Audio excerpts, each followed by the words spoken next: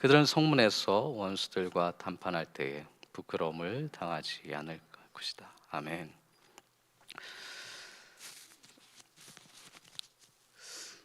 요즘 감기 환자가 좀 많은 것 같습니다. 저도 얼떨결에 걸렸는데 지독합니다. 여러분도 건강 관리 환절기에 잘 하시길 바라고, 중간에 제가 조금 불편한 목소리를 전해드려도 양해해 주시면 대단히 감사하겠습니다. 요즘 우리 사회의 가장 핫한 인물 하면 떠오르는 분이 있으십니까? 어떤 분이 떠오르시나요? 떠오르는 마음의 분이 있으실 텐데 저랑 같으신지 모르겠습니다. 저는 그 27살의 청년 전우원이라고 하는 사람이 떠오릅니다. 이 친구는 정신질환으로 자살 시도를 몇 번 했고요. 약물 복용 전력이 있습니다. 그걸 또 온라인상으로 고백을 했죠. 다행히 기독교 신앙을 만나서 새로운 삶을 시작한 것 같습니다. 마약 복용, 성매매 등 자신의 삶의 문제를 해결하지 못해서 여러 방황하다가 그때 삶을 버티게 해주었던 것이 교회라고 고백을 합니다. 교회에서 진리를 알게 되고 사랑으로 돌봐주는 사람들로 인해서 마음을 열게 되고, 그래서 내가 누구인지를 있는 그대로 수용하게 됐다고 고백을 합니다. 재밌는 건 이 젊은이의 고백 중에 자신의 삶이 거짓 위에 세워졌다는 것을 깨달았다고 얘기합니다. 그래서 교육을 다 미국에서 받았지만 한국 역사와 사회를 공부하기 시작을 했고, 그 중에 광주혁명이 무엇인지를 그리고 역사가 무엇인지를 이해하게 됐다. 그러면서 광주 항쟁 묘지를 찾아가서 참배하는 모습이 사회 기사의 화제가 됐죠. 그가 주목받은 이유는 짐작하시겠지만 전두환 씨의 손자입니다. 전두환 씨의 둘째 아들 전재용 씨의 둘째 아들입니다. 전두환 씨 일가 중에 처음으로 자신의 가족, 할아버지의 일에 대해서 사죄를 한 인물 때문에 많은 집중을 받은 것 같습니다. 제가 그의 이야기에 좀 더 집중한 지점은 그의 가족 관계입니다. 그의 아버지 전재용 씨는 총 3차례의 결혼을 경험을 합니다. 자신의 어머니는 두 번째 결혼에서 낳았죠. 지금은 세 번째 부인, 잘 알고 계신 박상아 씨랑 결혼 생활을 하고 있습니다. 최근 그의 기사들을 보시면 아시겠지만 신학 공부를 하고 목회자의 길을 준비하고 있다라고 하는 기사를 저도 봤습니다. 분당의 대형 교회에 출석하고 있는데, 역설적이게도 그가 참여하고 있는 교회는 가정사역으로 유명한 교회입니다.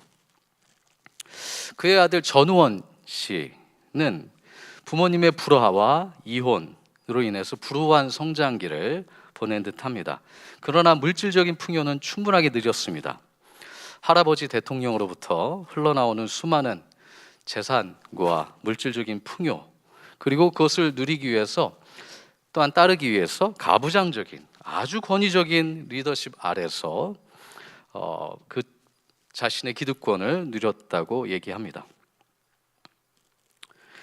아버지 이혼과 재혼, 그리고 바람을 피는 모습을 보면서 환멸과 증오를 느꼈다고 얘기했고, 아버지인 전재용 씨를 전재용 씨라고 호칭을 합니다. 아버지라고 전혀 부르질 않더라고요.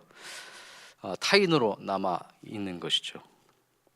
분명 자신의 정체성과 가족에 대한 고민을 깊게 한 영혼이라고 저는 생각이 들었습니다. 그리고 자신이 언론에서 외부에서 한 이야기들을 보면서 자신의 가족들이 자신을 정신병자라고 그렇게 비판하는 것, 그리고 그의 고백을 의심하고 진정성을 의심하는 주변의 이야기들을 본인도 잘 인식하고 있었습니다. 분명 우리 마음속에도, 제 마음속에도 의구심이 들 수 있었습니다. 약물 복용한 친구가, 그렇게 막 살았던 친구가 갑자기 와가지고 마음이 변했다고 해서 진정성이 느껴질까? 조금 인내심을 갖고 그의 이야기를 끝까지 다 들어봤습니다. 근데 한 가지 제 마음에 그래도 좀 오는 것은 죽음의 문턱에 갔다 왔더라고요. 죽음의 문턱에 갔다 온 사람들은 삶의 본질을 어느 정도 실존적으로 느끼는 것 같습니다. 제가 만나본 수많은 환자들을 보면요. 그래서 자신도 모르는 용기를 내게 됩니다. 이 젊은 친구가 그 경험을 하진 않았을까 생각해 봅니다. 수많은 협박, 위협이 있음에도 불구하고 이렇게 담대한 행보를 하고 있는 이유는 아마 그가 짧은 인생을 살았지만 인생의 자기 삶에 자기 현실에 있어서 본질이 무엇인지를 발견했다고 생각하는 건 아닐까라는 생각을 들었습니다. 그에게는 아마 진리이기도 하겠죠. 다시금 그의 아버지로 돌아와서 목회자가 되겠다고 하는 전재용 씨의 인생 목표가 제가 볼 때는 둘째 아들 때문에 어렵게 됐습니다. 한국에 숨겨둔 재산을 미국으로 다 가져와서 미국에서 목회자 활동을 하겠다고 했던 그의 계획이 아들의 무모한 용기로 어그러지고 있는 것 같습니다. 제가 볼 땐 전재용 씨의 인생에 갈림길에 서 있다고 저는 생각합니다. 아버지로서의 자신의 역할을 다할 것인가? 아니면 목회자의 길을 걸을 것인가? 제가 볼 땐 둘 사이는 다른 길이라고 생각하지 않습니다. 온전한 아버지가 온전한 목회자가 될 수 있다고 저는 생각을 합니다.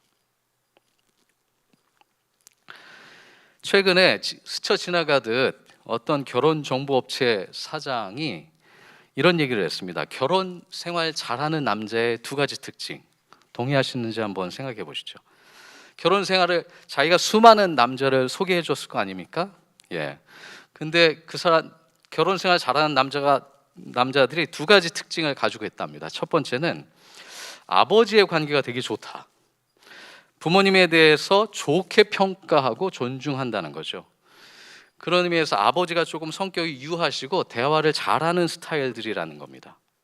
아버지가 자신도 독립적이면서 또한 아들의 삶을 존중해지는 삶의 패턴이 그 가족 가운데 잘 배겨져 있다는 거죠. 두 번째는 연애하는 스타일인데, 연애를 할 때 자신의 삶의 패턴을 무너뜨리지 않는 남자가 결혼 생활을 잘한답니다. 아무리 여자친구가 좋다고 해도 밤 11시, 12시가 되면 자신의 집으로 돌아가서 서로의 경계를 존중해 주면서 자신의 삶의 루틴과 기존적인 패턴을 유지하는 남자가 결혼 생활을 하면 오히려 더 건강하게 생활을 잘한다는 특징을 발견했다는 거죠. 이거 되게 중요한 힌트가 여기 담겨 있다고 저는 생각합니다. 근데 저는 첫 번째 포인트에 조금 집중을 하고 싶습니다. 건강한 남자는 아버지의 관계가 원만하다는 거죠. 아버지에 대해서 부정적이거나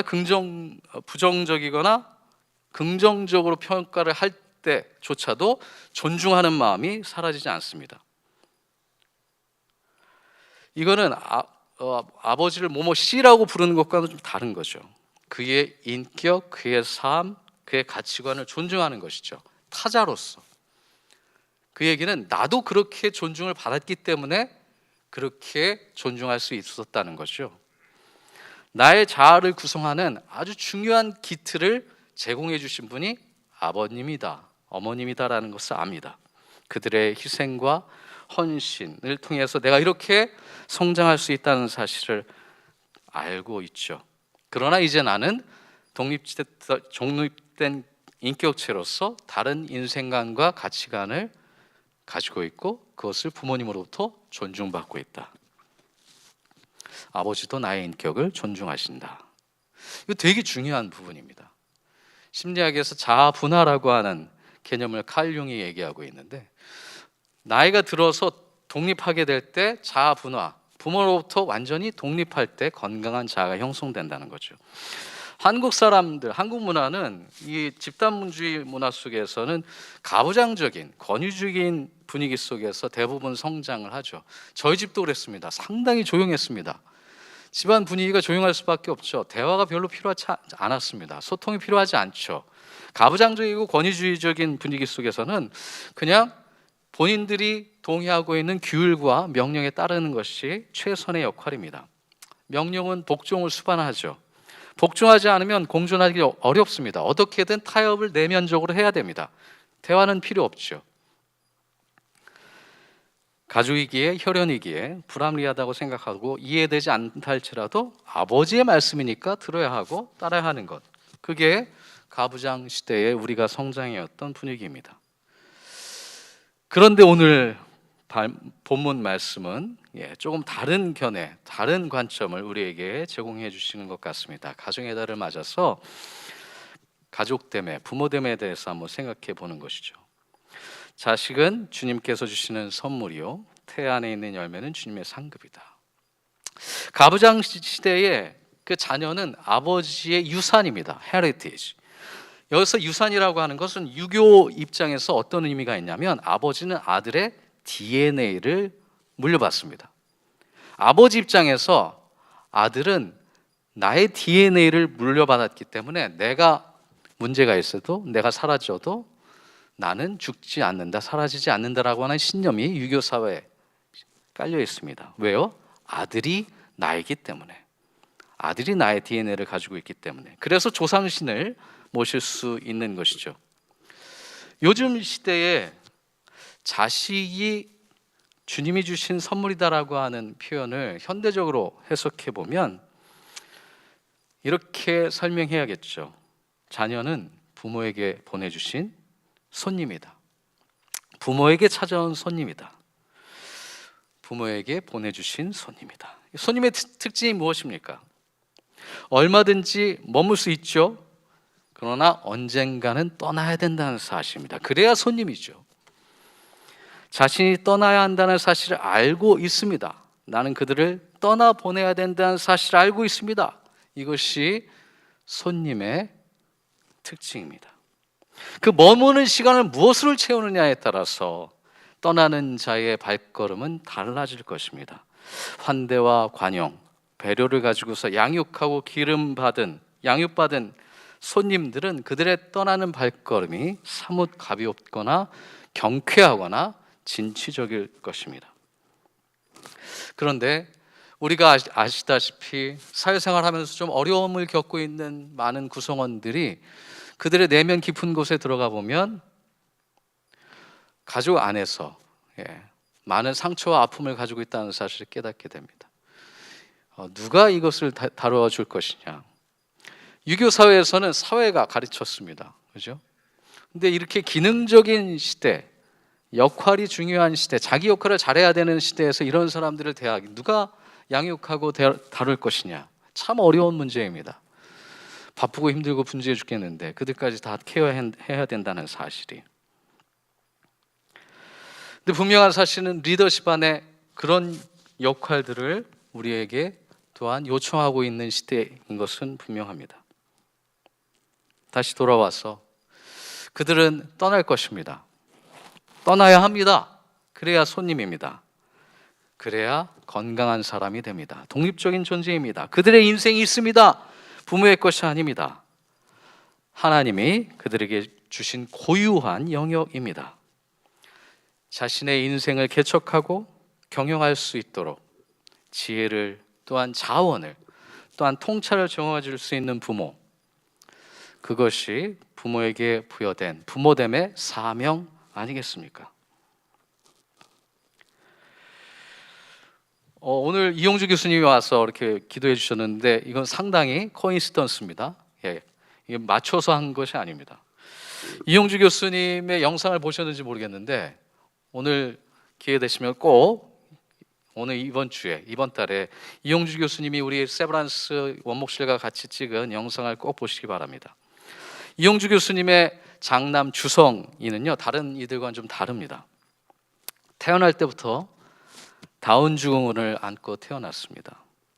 뜻하지 않은 만남이었지만 교수님은 아이를 통하여서 기도했다고 고백합니다. 기도하면서 하나님이 나를 선택하셨고 주성이가 우리 집에 온 것을 축복으로 고백하십니다. 주성이가 우리 집에 왔다. 이건 하나님이 나를 선택하셨다는 것, 나에게 보내셨다.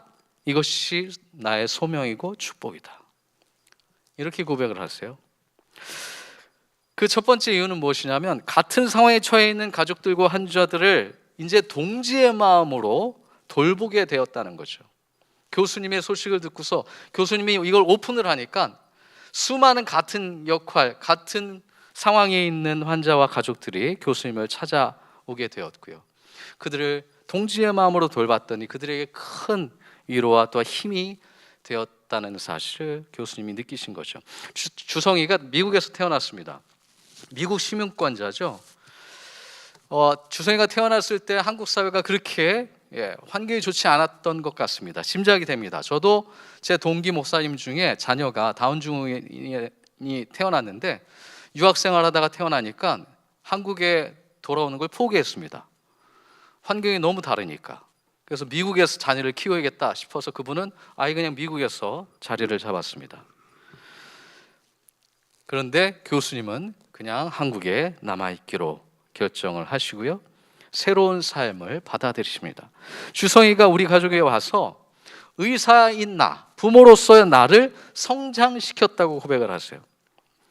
주성이로 가족이 더 하나가 되고 행복해졌다라고 고백을 합니다.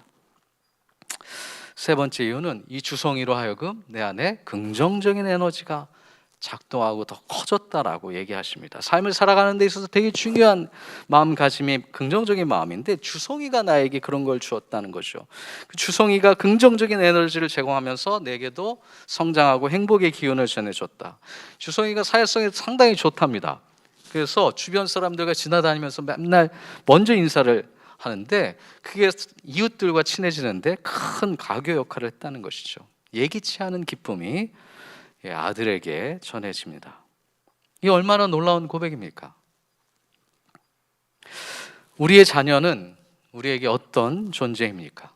걱정과 염려, 근심의 대상입니까? 아니면 긍정과 행복, 기쁨, 나의 부모됨의 고백을 제공하는 대상입니까? 자녀들이 독립심이 생기고 자신의 삶을 경영할 준비가 되면 이제 자녀들은 부모님에 대해서 예의를 갖춥니다. 부모님의 삶에 예의를 갖춘다는 말은 예의를 갖추지 않는 삶을 보면서 뭔지 좀 알 것 같습니다. 만약에 여러분들이 우리가 부모로서 자녀들이 나의 삶에 예의를 갖추기 시작했다고 느껴지시면 그때는 그들에게 조금 다르게 한번 접근해 보시면 어떨까 싶습니다. 잔소리하지 않는 게 나은 때가 된 것이죠. 그리고 그들의 인생에 그들이 주인공이 되도록 우리가 스스로 조연을 자처할 때가 왔다는 사실입니다. 뒤로 물러나야 될 때가 된 것이죠. 부모로서 우리가 해야 할 것은 떠나야 될 사람들이 새로운 에너지와 방향과 목적과 삶의 비전을 뚜렷하게 갖고 그것을 성취할 수 있는 에너지를 마음속에 충분히 담아낸 다음에 멋지게 떠날 수 있도록 도와주는 것, 그것이 우리가 해야 할 이 시대의 역할이 아닌가 싶습니다. 우리의 가족이 행복하지 않은데 세브란스가 성공하는 것, 글쎄요, 저는 별로 달갑지 않을 것 같습니다. 우리의 가족이 인정해주지 않는데 세브란스가 성공하고 행복해지고 더 커지는 것, 글쎄요, 그게 얼마만큼 큰 기쁨을 우리에게 선사할지 모르겠습니다.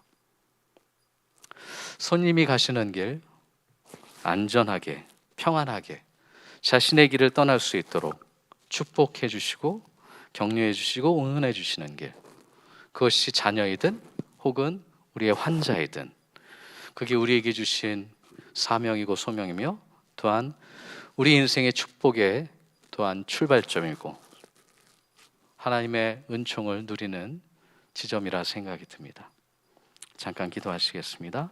주신 말씀 생각하면서 우리 마음에 떠오르는 부분이 있다면 조용한 가운데 하나님께 잠시 기도로 올려드리면 좋겠습니다.